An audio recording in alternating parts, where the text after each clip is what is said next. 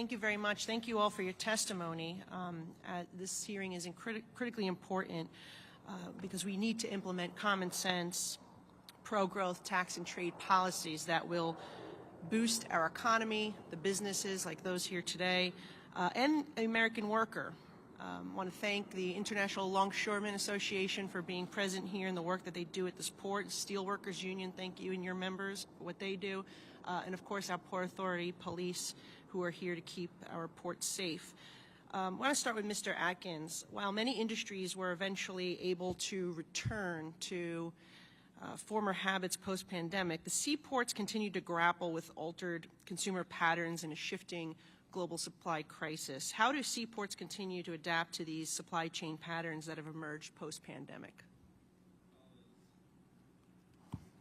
As everyone has noticed on the way down to the site here, that we're pretty wide open at our facility here. Our volume year over year is down about 42% at this facility. If you look at what our volume is now over 2019, we're down about 15%. So what we're grappling with here is the consumer reaction post-pandemic. Once the pandemic hit and people were working from home, online purchasing went up dramatically. The shippers and the folks that own the cargo that everybody goes online and buys flooded the shores with material that we saw here. That added to the congestion that we saw going through all the ports and all the facilities. Now that things have returned back to whatever this new normal is, a lot of the cargo owners that had rushed to ramping up their supplies are now working down that inventory. So we see the decrease in numbers for the inventory work down that you see. And right now, the interest rates on mortgages and that you see on any kind of consumer credit is impacting one of the biggest purchasing areas, and that's home goods.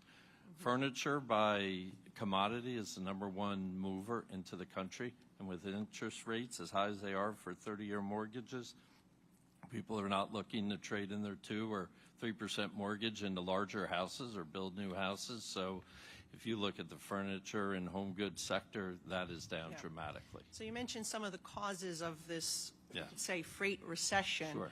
What are some of the policies that you would like to see implemented that would help get this economy back on track, maybe pausing the interest rates and better trade policies to export more to build our GDP? What would you say are some of the things that could help? Any of the beneficial moves that can be made to incentivize the export market will help not just the American worker, but will help the ports that we see here today. And overall, just the more we are tied so tightly to consumerism that, a healthier economy is what brings that through. So anything we can do to get more people employed, through the trade policies or whether it's enforcement, anything that gets people to work gets money into the economy system. Great. How can we help streamline the process and ensure that American businesses and workers have a reliable system to prevent delays at the ports that hurt both exporters and the port's bottom line? Yeah, well, actually, there's many stakeholders in the supply chain that have to help with that. It was the inland distribution that caused a lot of what we saw during the pandemic and the supply chain crisis. Warehouses were full, distribution networks were full, so we saw that cargo back up into the ports. So anything, when you look at these large warehouse complexes, there just was not enough of them. And talking to our friends in the warehouse industry, there are a lot of regions that it does take quite a bit of, I won't say legislation, but maneuvering through the local ordinances and county ordinances just to get more warehouses built, to be able to get more cargo and velocity moving. Well, thank you very much. The House Republicans have put forward some great ideas on how we can reignite our economy, get people back to work requirements for some public benefits. If they're able-bodied, they could help stimulate the economy, work, produce, and I think that would help resolve some of your problems if we also do that in conjunction with smart pro-growth tax and trade policy, which we hope to work on a bipartisan manner. Thank you very much. Yes. Thank you. Mr. Buchanan is recognized.